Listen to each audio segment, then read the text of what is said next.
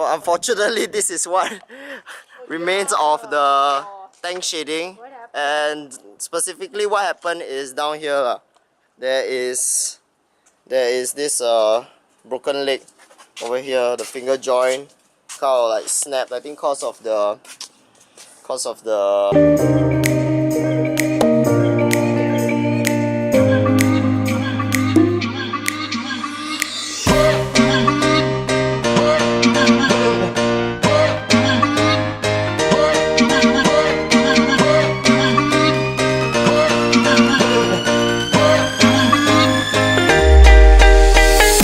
Ta-da! Welcome, this is Kenneth. I work with my friend Daniel and we are from Heartland Farmers, and this, what you see here, is what we finished yesterday in week 7 of our Tech Saturday Season 3 activity in building this rooftop farm.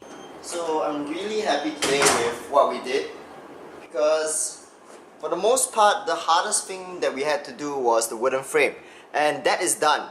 What we had to do left was to flip over every single frame and then place the shade netting of the farm onto the frame itself.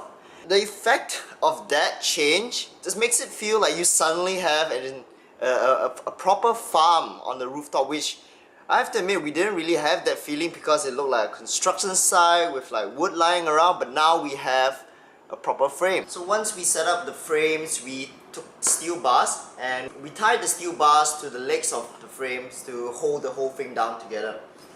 One other thing we did was we put up the tables from we found a whole set of tables in the school, and we used them. We brought up around like I think 20 tables to act as the base for our buckets to go up onto.